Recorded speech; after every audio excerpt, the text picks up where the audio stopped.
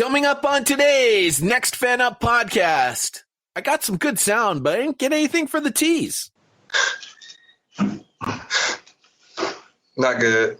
No, but we have some great sound coming up on the NFL Soundoff. Here we go. That's how we start. Yeah, baby. 32 super fans. Where do the reports come from? Did you get an initial? One PodVader. That's football. Every angle of the NFL covered. All that kind of stuff, I get it. This No question about it. is Next Fan Up. We're going to unleash hell here in December. Hello and welcome to the NFL Soundoff, not a Week 14 recap podcast. Hey everybody, PodVader here, along with Eagles James. Hey James, how was your weekend? Wait, the weekend's over already? Yeah, it's Tuesday. Oh, crud. I know. I've got to fix my clocks. Wait, we moved the clocks back again? What? Don't confuse me. The season is over almost. We've got a wonderful theme for you for the first half of today's podcast. It'll be pretty easy to figure out what that theme is by the time you hear all of the sound from some of your favorite players and coaches. And then we just have some fun sound for the second half of the podcast. There was a mom at a press conference. There was some college shaming during one of the press conferences. And then there were a couple of coaches that didn't answer the questions that were asked of them, even though one of them said, "Thank you for asking the question." So a couple of fun things to go through. And I will also say right off the bat here, James, I tend to go back to the same players and coaches because I know they're good for a soundbite or two or three. This week, I made a concerted effort to try and find some different players that we could hear from, some different coaches that we could hear from. But I mean, listen, the quarterbacks are always good for something, and the head coaches are always good for something. Pod, if it ain't broke, don't fix it. But we'll see how this goes. I'd also like to thank all of our fellow superfans who here in Week 14 realized that this particular edition of the podcast exists. They just finally realized after 14 weeks that we've been doing this.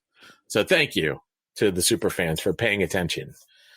Now I have no question as to why I have to remind them every single day to do their power rankings. You sure about that? It's a good point. It's Tuesday. I haven't reminded anyone to do their power rankings. That's for a Thursday show. Today's Tuesday. Yeah, Thursday's going to be fun. All about the sound. We will start in Tampa Bay. Speaking of a guy that we've heard from plenty of times on this particular podcast, it is Bruce Arians, whom I'm pretty sure here, James, he compares himself to one of your favorite comic book villains. When asked early this week about our identity, I think we just showed our identity. We can do any damn thing we want to do. Yeah, they're Thanos, the Tampa Bay Buccaneers. Yeah, but even Thanos had limits. Well, until he got the Infinity Gauntlet, then he had no limit. Hey, everything he did had a reason. Well, everything the Buccaneers are doing has a reason. I don't think so. 8-5 doesn't show it. Well, they've established their identity finally. This is who they are. I mean, look, it's Bruce Arians. They're a vertical passing team. No risk it, no biscuit. Tom Brady finally connected on a long pass, for a touchdown to Scotty Miller on Sunday. So, I mean, things are rounding into form, I guess. They took care of the Vikings and they slowed down Dalvin Cook. Yay! But they're still 8-5. Well, next up on our list is a quarterback. It's Patrick Mahomes of the Kansas City Chiefs.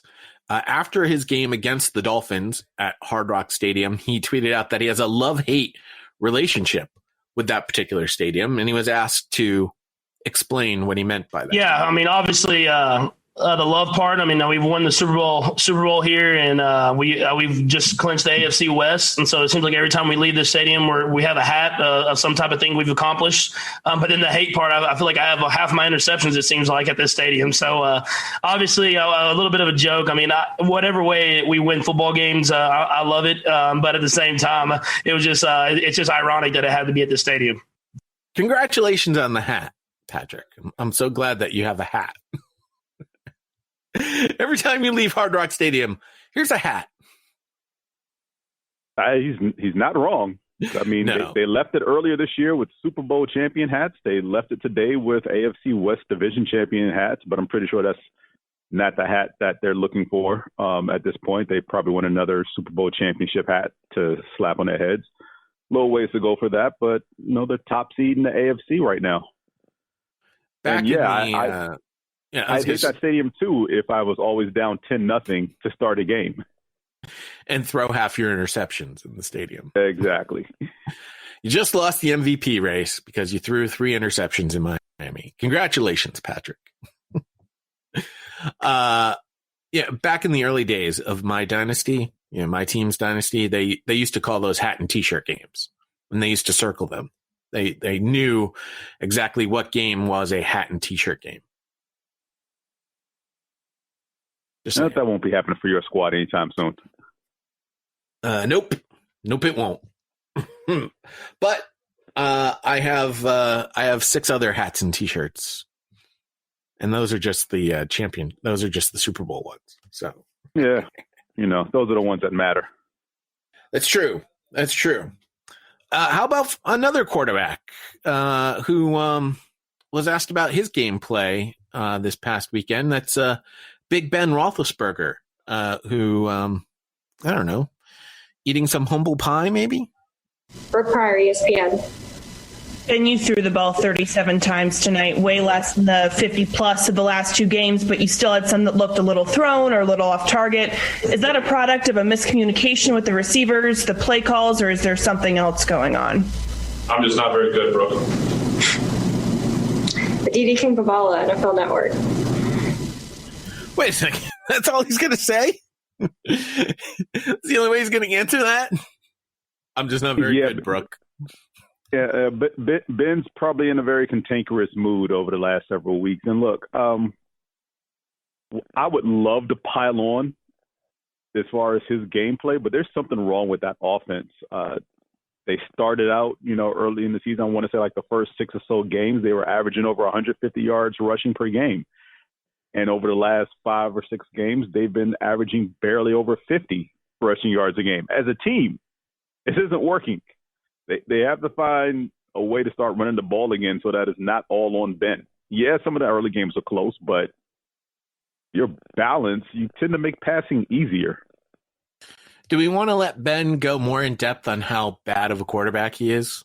Or do we just want to leave it at that? Let's just leave it at that. We know he was being sarcastic and probably a little twinge of being an a-hole.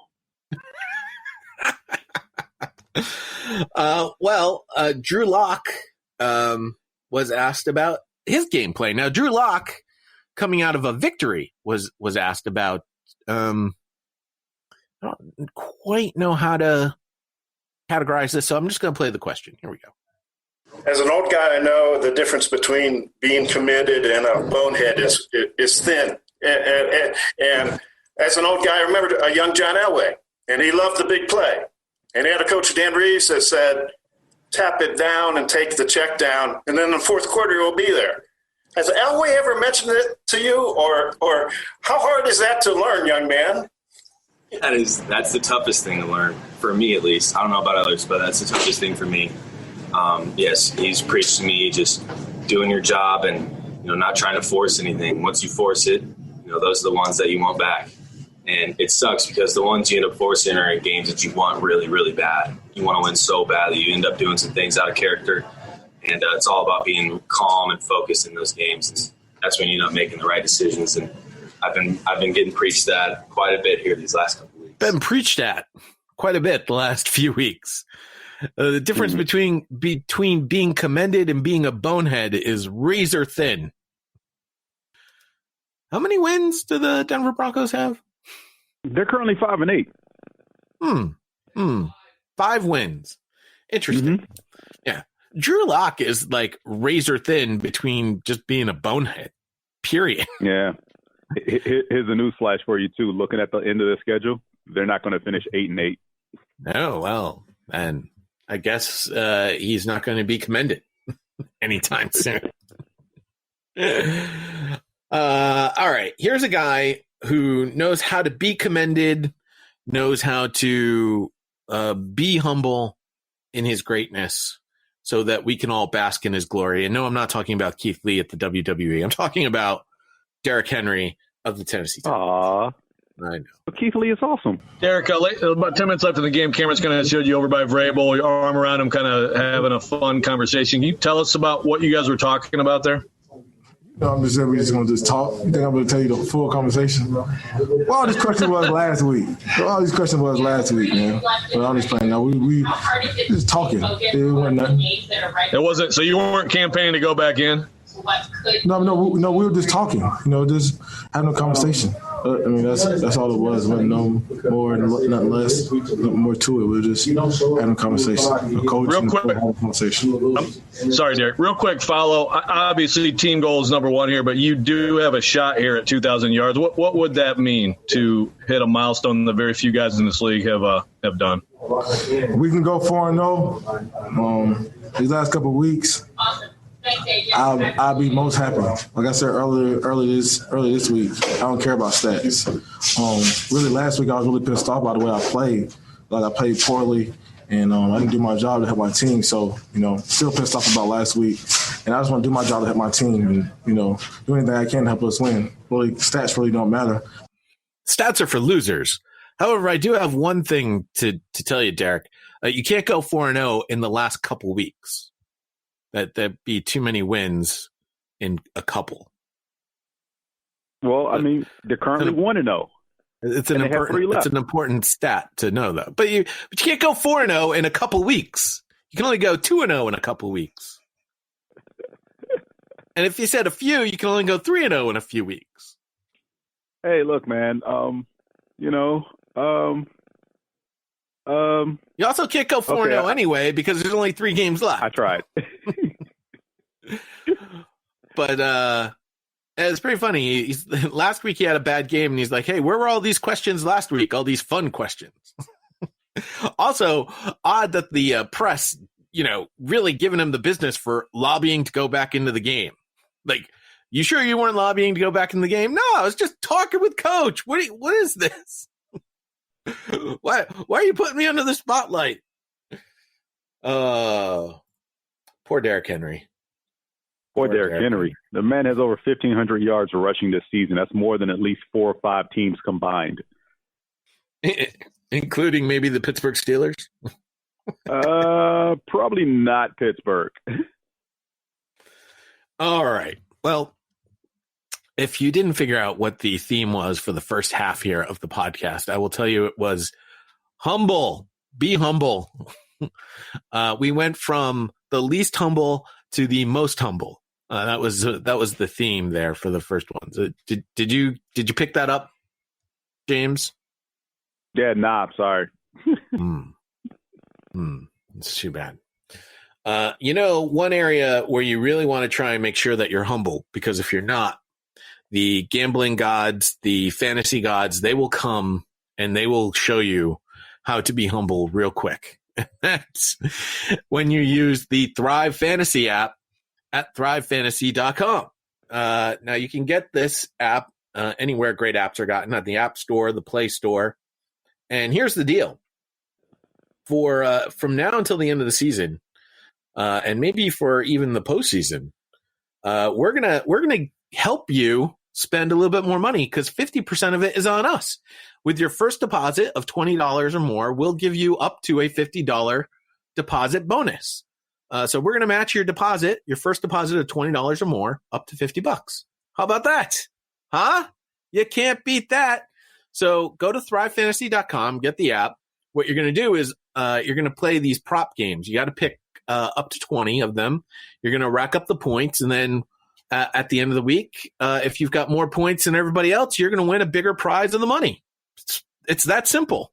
If you're listening to this podcast, you're going to have a pretty good idea as to which side of the prop you're going to want to take, or you're not going to have a pretty good idea based on what we say. You're going to have the idea of do the opposite of what we say. Either way, it helps to listen to this podcast and then go and play the games at thrivefantasy.com. So hashtag prop up, use the promo code NEXTFANUP so you get that bonus on your first deposit of $20 or more, up to $50. And hey, tell them that we sent you, put that code in, and have some fun. It's that easy. Let's get back to the fun stuff, shall we, James? Certainly. Jamal Adams, he got to play his former team, and I guess you could say what the Jets did this week was playing. Guess what you could say what the Jets have been doing all season is playing. Some games more than others.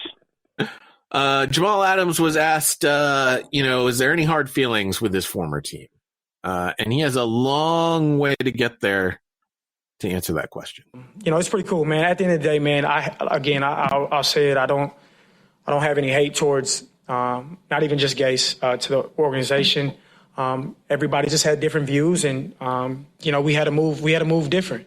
We had to take a different leap, and obviously the trade happened, and I'm happy to be here, man. So I wish those guys nothing but the best. I really do. I mean that. I know a lot of the Jet fans don't really think I'm coming from the heart, but I really am. I'm thankful for my time over there because I don't take it for granted. Those guys, helped me in so many ways. Denard Wilson, I give my credit to him in so many ways. Just helping me become the player I am today. Playing with Marcus May, I'm not happy that he got a pick out there, but when I seen him make the pick, I definitely saluted him because that's my guy, man. And there's so many guys over there I can name. So hats off to him. Those guys got to keep battling, and eventually they'll figure it out. So it's nothing but love from my way, man. Mark Cannizzaro, New York Post. Hey, Jamal, congratulations on the sack thing. I just wonder, when you look at what's taking place over there, and I know you're tight with Marcus and a number of the other guys, do you have any sense of empathy for, what's your emotion when you see them 0-13, maybe on the way to, making history the wrong way? I just wonder what your emotion is that way. Yeah, it's tough, man. I would be lying to you if I sat here and I didn't sit on that sideline and I just kind of shook my head, and because I know how hard those guys work, because I've been with them for 3 years. I every day at practice, every day in the weight room, workouts, on the field. I know what type of team that is. I know what type of guys they have over there, and it's a lot of frustration, obviously. And I hope they get it right. And I know some of the guys are frustrated. Really, everybody's over there. They're pretty frustrated, and you just got to keep going, man. It's a marathon. It's not a sprint. I always, as long as you put your faith in God, you'll figure it out. And he's gonna always. This dude's a clown. I'm sorry. Dunlap is coming in here acting a fool, ruining the interview. As long as you put your faith in God, man, he's gonna walk life. He's gonna walk life with you. And the storm is never gonna last. And I do feel for those guys over there because I know how hard they work. Just to answer your question. Just to answer your question. It only took me 2.5 minutes to get there, but I answered your question. By the way, when he first yelled at Dunlap, and I was first listening to it, I thought he was actually calling God a clown. And I was like, whoa. No. That was a little strange, Jamal. Hey, look. Yeah. Again, a good solid soundbite. But again, the firing of the Jets defensive coordinator, takes a little bit out of the response here. And it's something that we outside, I'm pretty sure, Adams was very well aware of that.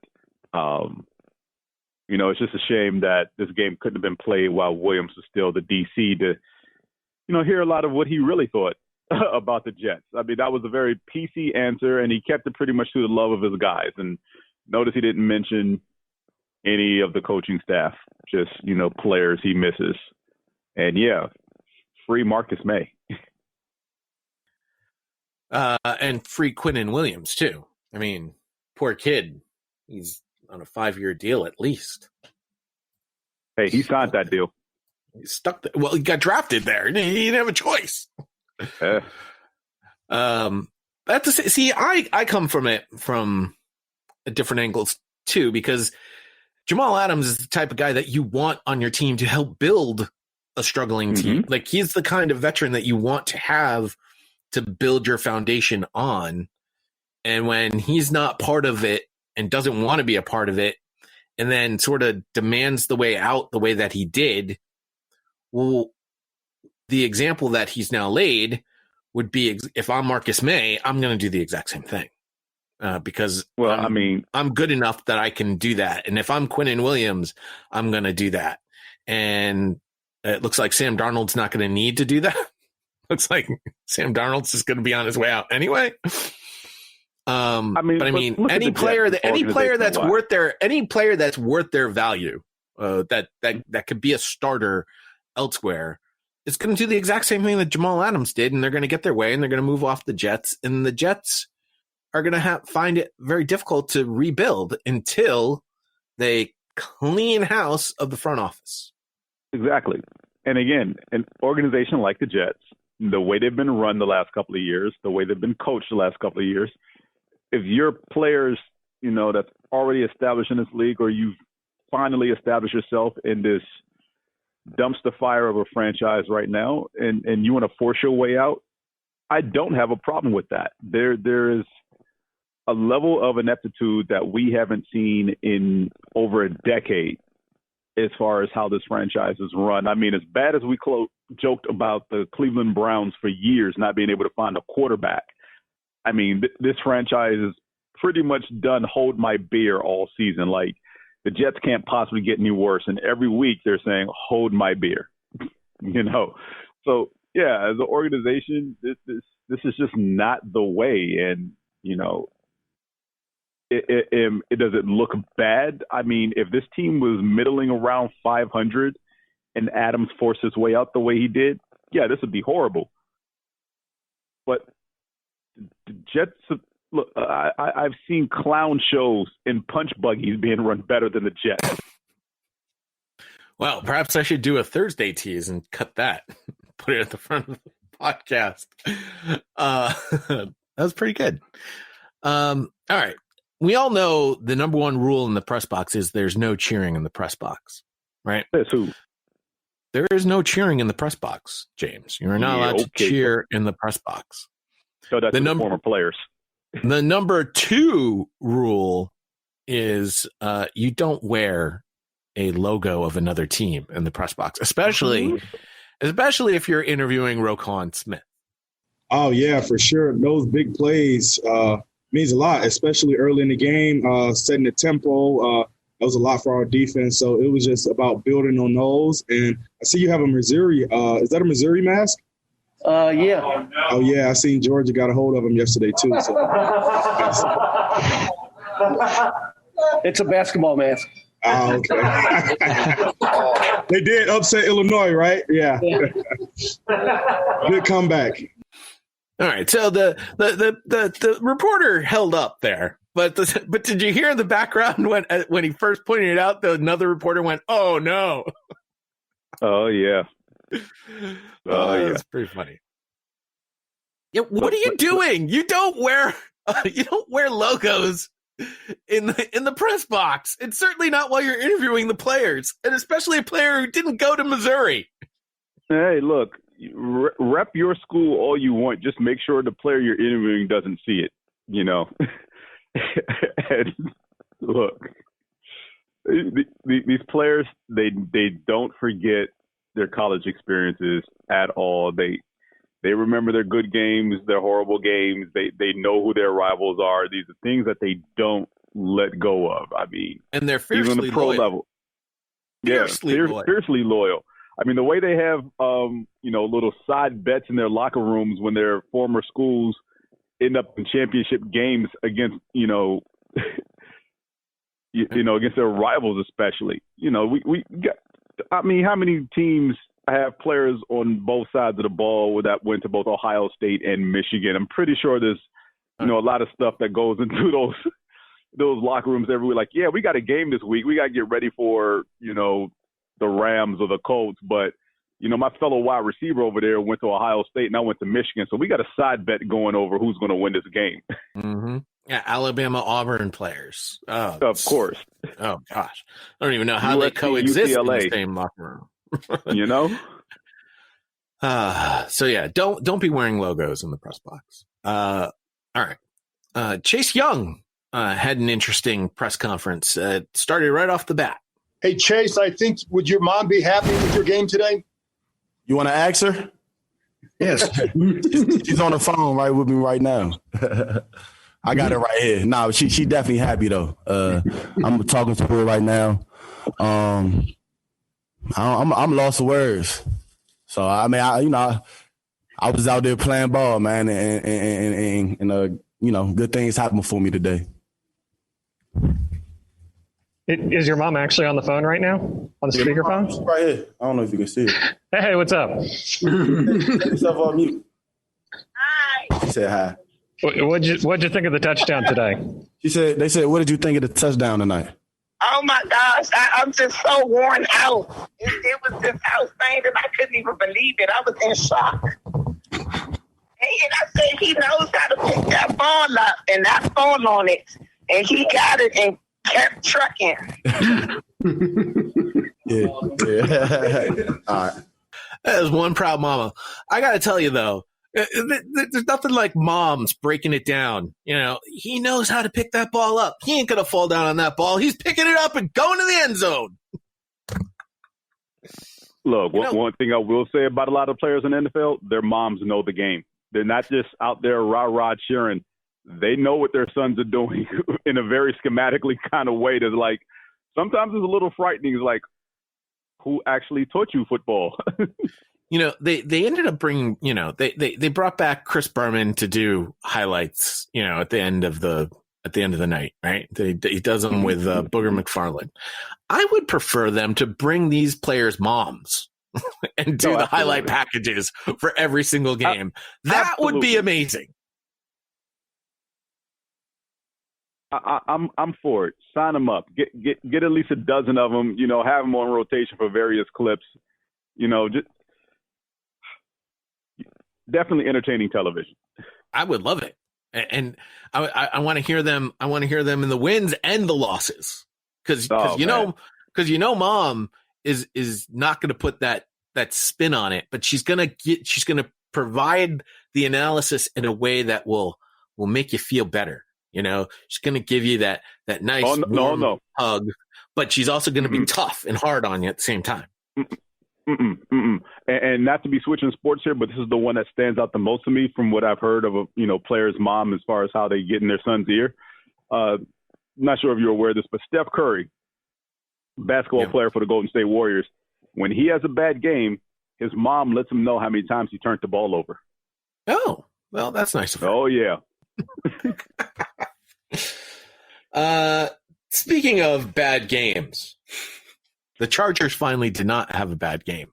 Although, if you watched the game, there were periods of goodness and there was periods of badness, and then periods of goodness and periods of badness and periods of goodness and badness. And the last 2 minutes of the game, it was good, bad, good, bad, good for the Chargers. That's basically how the last 2 minutes of that game worked out there. So Anthony Lynn, once again at the press conference, and the reporters posed their questions. And I hate to ask about this after a win, but at the end of the first half, you guys ran the ball with 22 seconds left with no timeouts left, and then weren't able to get this field goal unit on. From your vantage point, what was the thought process there, and what happened? I would have been disappointed if you didn't ask about that, okay? Let me tell you this, and I don't want to elaborate on it, but you cannot run the ball in that situation. You just can't. We try to be aggressive, but you cannot run the ball in that situation. And that right there that's an area where we have got to improve as a coaching staff, communication wise, and we will. But you cannot run the ball there. So just to follow up on that, it's the second time you've done that in a very similar situation. And I'm going to say it again. We cannot run the ball in that situation. How do you ensure that? I don't want to go into that, but that will get better. But we cannot run the ball there. I'm glad you asked the question, but I'm not going to get into it. I would have been disappointed if you didn't ask it, but I'm not going to get into it. Look, kind of sounds like he's taking a shot at his offensive coordinator. And, I mean, why do you run the ball at the end of the half when you're trying to get points? I've been trying to defend Anthony Lynn here for the last 2 weeks. This one's inexcusable. This goes back to everything that I've said about Adam Gase. You are the head coach. You should know what the play call is and should overrule it as soon as you know exactly what's happening. The fact that you don't know that your offense coordinator called for a run with no timeouts in 22 seconds, and by the way, you are now taking over special teams, so you're in charge of special teams, so you know you need your team to kick the field goal in that situation. How in the world are you not overruling the call? To me, this is mind-boggling. This is mind-boggling stuff. And remember, Adam Gase said this isn't hard. But apparently it's very hard for him, and it's very hard for Anthony Lynn. Look, the sad part is this might be the last win of the Chargers season because their next 3 games are all in division and 2 are on the road. So while I don't want to speak the demise of Anthony Lynn into existence, 4 and 12 might be the end. I'm sorry. So I just want to reiterate to anyone that's listening to this that might be influenced by my particular opinion on whether or not you're going to keep Anthony Lynn. My first question to you is always, for who else? Who else are you going to get that's going to be better than Anthony Lynn? My second will be your team has lost a lot of one-score games. And we've seen historically teams that lose a lot of one-score games one year will typically come back and win a lot of those one-score games the next year because you improve your team, hopefully, from the losing year to the next year. So patience would be, again, something that I would harp on. But then, just to give the other side of the nickel there, he fired his special teams guy. He's not overruling his offensive coordinator in a key play calling spot. And he doesn't quite know how to evaluate his talent that he has on his team. Because remember, the only reason why we've seen this rookie quarterback is because a doctor punctured his starting quarterback's lungs with a needle. Hey, let's be real. That doc had a bet, and he tried to take out Tyrod Taylor. Listen, that doctor is the MVP of the Chargers season right now. It's the only way that you can really look at that. All right, our last bit of sound. And I will admit, really the only reason why I grabbed this was to get James a little fired up. But this is the Eagles coach, Doug Peterson, who finds another way in 2 minutes to not answer the question that he was asked. What do you think of Jalen's overall performance, and why do you think he was able to get the whole team, start to finish, to play better? And are you ready to commit to him for next week yet?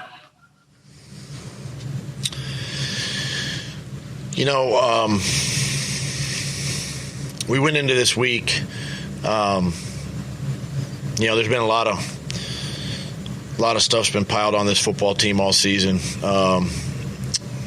negatively, positively, a lot of injuries, different things have really piled up, and sometimes you look for an opportunity to just sort of jumpstart things, right? Kind of almost reset a little bit, and you do things, and obviously Jalen got the start tonight or this afternoon, and I thought overall there were some good things, and really kind of gave us a spark as a team that I was looking for, and I think we were looking for as a team. But this win today is not about one guy. This win is about this team and how resilient this team is. And,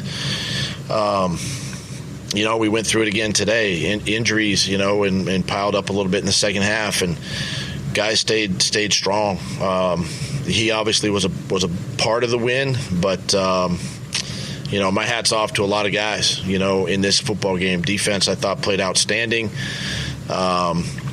With the two takeaways, Sweat, Hargrave. I mean, guys are battling their tails off, and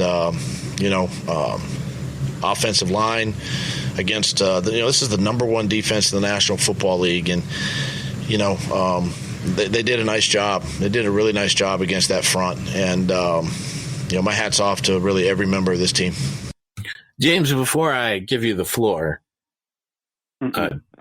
Doc texted me, because I actually texted him over the weekend and said, "What the hell is happening?" He writes, Philly cheesesteak sliders, Cajun rub sirloin tip shredded with crispy Cajun onion straws, topped with Cajun beer cheese on homemade Parker roll, compounded by exceedingly high blood pressure and an eloquent tapestry of Sean Payton insults. I want Belichick. Oh, man. There you go. Yeah.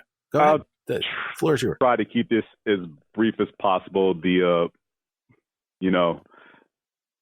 wasn't the Malcolm Jenkins revenge game that some people inside Philly thought it was going to be, because he wanted more money to stay with Philly and end up going back to New Orleans. It's worked out well for him so far this year.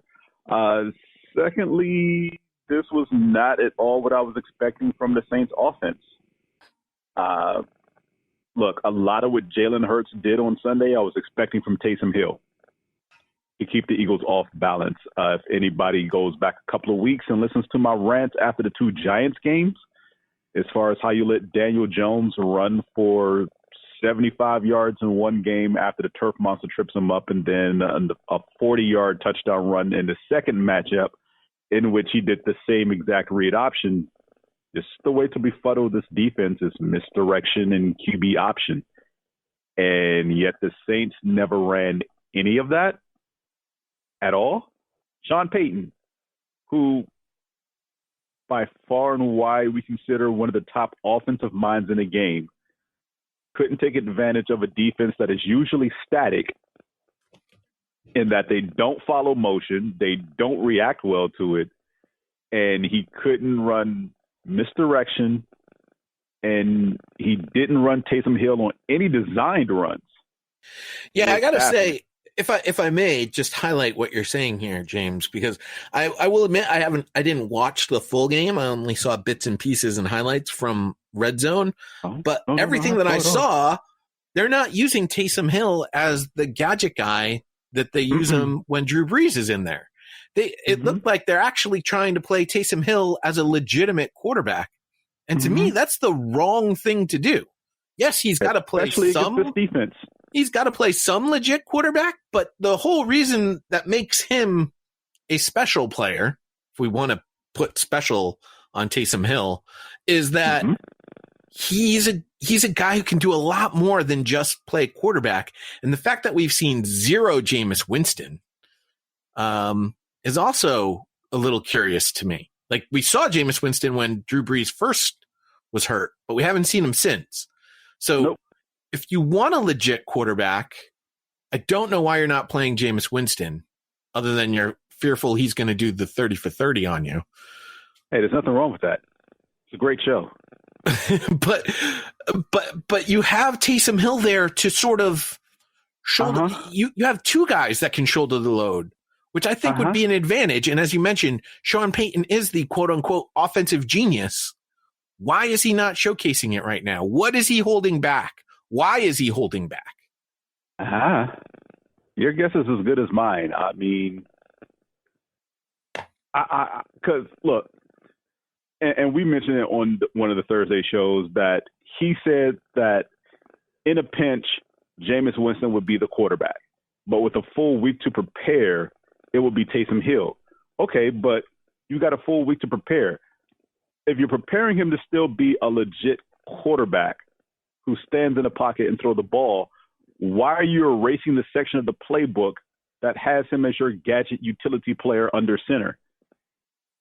That should still be a part of the playbook. And yet they've eliminated that after their 2 matchups with Atlanta. That's pretty much where it all went away. In the first matchup with Atlanta and then their second game with him starting against Denver, they primarily still ran the ball with Taysom Hill as much of a single wing option type thing. It was him, it was Kamara, it was Murray, and it worked those 2 weeks. And then that second game against Atlanta, he stood in the pocket and was throwing dimes. I don't know if that was the, quote, epiphany that led to Peyton deciding that I can actually have this guy stand back there and throw passes and we don't have to run the gadgety, gimmicky stuff in the run game. But you probably might want to keep doing that if he's the quarterback, because now he's the one in the last 2 years of Drew Brees being hurt and you guys losing a game. Because the only other thing I can say for Sean Payton is his team is tied for the best record in the NFC. Although no, they're not. They are. They're both 10-3. The Packers and the Saints are both 10-3. Yeah, that's misleading. The Packers beat the Saints, so the Packers have the tiebreaker. So, you cut me off. The Packers do. The Packers currently have the number 1 seed in the NFC for the playoffs. So while their records are tied, the Packers have the tiebreaker. So there's that particular aspect. It doesn't have to necessarily go all out here. And I think, they only actually have a 1-game lead over the NFC West teams, the Rams and the Seahawks. Another interesting standings point here is while the Falcons own the tiebreaker over the Panthers, both teams are 4-9. The Falcons have been eliminated from the playoffs. The Panthers have not, which is an odd quirk to the way that the tiebreakers work out. Speaking of playoff chances, I was going to bring my son in here to showcase the New England Patriots road to the playoffs because it's non-existent. On Sunday, they had like a 6% chance of getting into the playoffs. And I went, what? 6%? Because my son did some real high-level math that made it possible for the Patriots to make the playoffs at 8-8. I was like, how is that only 6%? That doesn't make any sense to me whatsoever. However, that was assuming that the Ravens were to lose, which unfortunately the Ravens did not. And the other really disappointing part about this is his 9-7 scenario would require the Ravens to now lose 2 of their next 3. Unfortunately, the Ravens' final 3 teams are the Giants, the Bengals, and another lousy team. Do you like how I've termed they have the easiest schedule moving forward here in the last 3 Jaguars. Who are going back to Jaguars this on week. Sunday. Yes. So, hey, there's a chance. Gardner Minshew. No, but it's not. Jacksonville, the Giants, and Cincinnati. I mean, they're not losing 2 of those 3 games. So there is no hope for the Patriots this season. So do not win any more games, New England. That's all I can say about that. I mean, I don't want – I mean, the Patriots – You're stuck in the middle. If I have a mediocre team, I want my mediocre team to win something. Getting into the playoffs wins something. Even if you lose the first round, I understand and accept the fact that you're mediocre, but you've won something. You got into the playoffs, which is a chance. Right. Exactly. Now you're just mediocre and you're picking in the middle of the draft. You're picking in that dead spot of the draft where there's really not a lot of value. And you're not going to get the quarterback of your future at the current draft position that you're at. And the future does not look bright for my New England Patriots. Not right now, at least. That's the only amount of time I've given myself to talk about the Patriots. So, and last thing I want to say about any of these games is I have a pop quiz for you, Pod. Oh, pop quiz. I like pop quizzes. Oh, yeah. So the Eagles had two players rush for over 100 yards. Quarterback Jalen Hurts, running back Miles Sanders. Miles Sanders had 115 yards. Your question is, how many carries did he have for that 115? Just randomly off the top of your head. Pick a number. Oh, yeah. Actually, I saw this because I was like, oh, my God, Jalen Hurts only ran like 8 times for his 100, but Miles Sanders ran for like 25, 28? No. 14. Oh, that's not too bad. Yeah, that's horrible because Doug Peterson is doing with Miles Sanders what Andy Reid did with Shady McCoy right before he got fired, which is I have this set number of carries because I expect my young stud running back, because of his speed and his elusiveness, to break one for 50-plus yards every single week. And once he hits that set number, I'm not running the ball with him anymore. And that's not how running the football works. You know, and like you said, you saw bits and pieces. Obviously, I watched the whole game. Miles Sanders had about 5 or 6 carries in the first quarter.